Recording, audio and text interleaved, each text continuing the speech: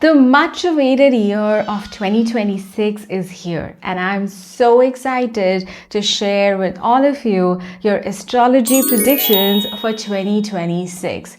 2026 is a year of new beginnings and where we reap the rewards for all the efforts and hard work that we have been putting for the past 3-4 years.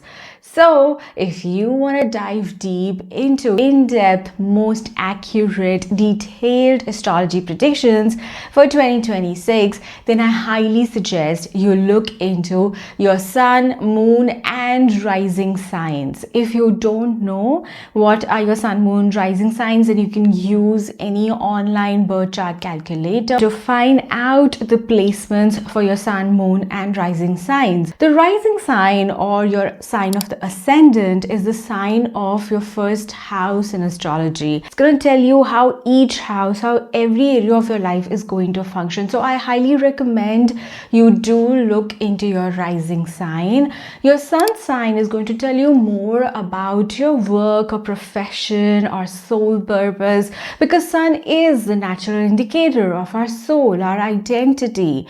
And your moon sign is going to tell you more about your emotional and mental well-being during the course of the year and how things are going to be for you emotionally, because moon is the natural indicator of our mind and our emotions in astrology. If you don't know your time of birth, then you can definitely use your moon sign or your sun sign based on the day on which you were born. So once you've calculated these details, you can go into the description box to your own sign to find out your personal astrology prediction. I do want you to know that I refer sidereal astrology or the Vedic astrology, which is a little bit different from your zodiac sign, because sidereal astrology looks at the actual placement of the planets in the sky. So I do recommend that you find an online sidereal birth chart calculator to find your sun, moon, and rising.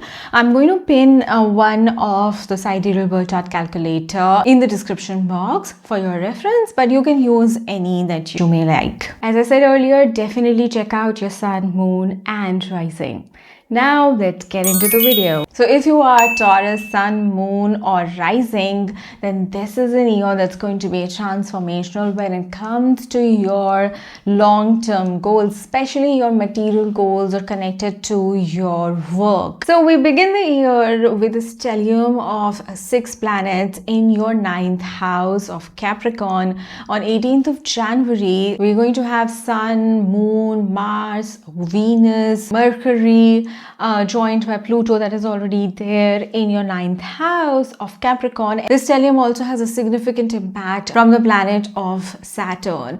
So 9th house is connected to your divine luck, and you are going to see there is going to be almost like a divine destiny that is being charting out for you, and it is going to affect you for the rest of the year.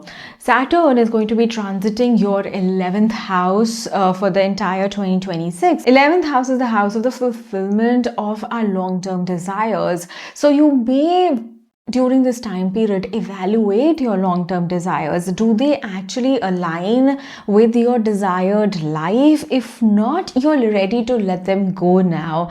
And in this time period, you may be coming up with new long-term goals. Maybe you want a new profession for yourself. You realize that this new career is more suited for you for the rest of your life, or you want a change in your environment. It can be anything, but this is the time period where you start putting in effort, because Saturn is a planet that makes you work hard. There might be some delays or obstacles, but if you keep at it, then Saturn is also the planet that gives you the maximum long-term material gains. You can actually manifest the desire that you want to. So you may have to make attempts again and again. Saturn requires you to have a lot of resilience. You may have to make some sacrifices. So 11th house is also the house of your connections. You may not be able to go to that many, socializing events because you want to focus more on your long-term gains, or you may have to revamp your social network. It just means that you have outgrown some of the people from your past and you need to start looking at your social circle and see, is it in alignment with the life that is on my highest timeline? If you have been working towards a long-term goal in the past 1 or 2 years, then you may be able to reap the rewards of that hard work now. If there is something that you've been putting in effort, even if there were obstacles, you kept on going, then this is the time when you can actually start reaping rewards for that. Jupiter is going to be transiting your second house till June, and second house is again the house of your wealth, of the resources that you're able to build for yourself, of your financial stability. And so in this year, you are looking at how to accumulate more wealth, how to acquire more resources. Maybe you've been thinking of starting a new side hustle, and since Jupiter is here, you may start reading more about this new hustle, or you may start reading more about how to save more money, how to invest more money, how to build sustainable wealth that actually helps you in the long term. Second house is also the house of speech. So during this time period, you'll see that when you speak, you'll see that other people treat you with a lot of respect. Like they give a lot of respect to what you have to say, on what your opinion is. When you speak, people find that really charming and they really look up to you. Second house is also the house of food. So during this time period, you may be able to find food that is very nourishing for you and very healthy for you. You may start cooking at home, or you find some new recipes, or you're able to find some new vendors through whom you can actually get more nourishing food. But it is more, like a blessing for you. So it's going to be changes that make you more healthy and make you feel more nourished. You may also be attracted more to the food of your homeland. After June, Jupiter is going to be transiting your third house. Third house is the house of your siblings, of your social environment or your social network, like your neighbors or your friends or your co-workers. Third house is also the house of your social media presence. So you can see like a blessed effect coming to these areas of your life. Your relationship with your siblings may improve, or something lucky might happen in your siblings' life. You may see that now you have better connections with your co-workers or your colleagues or your neighbors, or you're able to find someone new who's actually able to help your life in some way. You may be able to make some new business contacts which are going to be helpful for you in the long term. If you've been trying to grow your social media presence or your followers, then also this is a really good time to make progress in this regard. In October, Jupiter is going to transit your fourth house. This is a really positive transit. Fourth house is the house of your mother, nourishment, your home.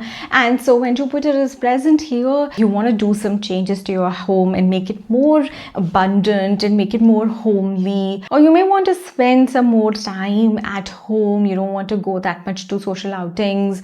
And all in all, it's a really blessed transit for you. February, we're going to have a Saturn and Neptune transit in your 11th house. So your 11th house of long-term desires is really being put into focus this year. Neptune is a planet of divine blessing, and it's quite powerful in the sign of Pisces, and it's almost going to give you the rewards. So if you have been working towards something in the past 1 or 2 years, this is the time when you will start to see the rewards of that effort. And it may not come immediately because Saturn is present, but it will start to happen. Something major may start developing now with regard to your long-term desires. Also, Rahu, Ketu, or the North Node and South Node, are going to be activating the signs of Aquarius and Leo during the year. There are going to be 4 eclipses during the year, all in these signs, and they are going to be affecting your 10th house and 4th house. 10th house again is the house of career, your public status, your reputation, authority figures. And when Rahu is placed here, you may want want to achieve a lot of success, because Rahu has an insatiable desire, and Rahu is a planet of expansion. Wherever Rahu sits, it just wants a lot of it. So you are going to have a lot of focus towards your work and the success that you have in your work. You may get a new leadership position, or some new authority figures appear who are very helpful for you in your career growth. Ketu in 4th house may create some sort of detachment from the home. So in the initial part of the year, you may feel that you want to be focused more on achievement of your desires. Maybe that's, doing more work, or connecting more with your social circle, or creating a better network of business contacts. Towards the later part of the year, when Jupiter comes here after October, that is a time period where you may feel more comfortable in your home surroundings.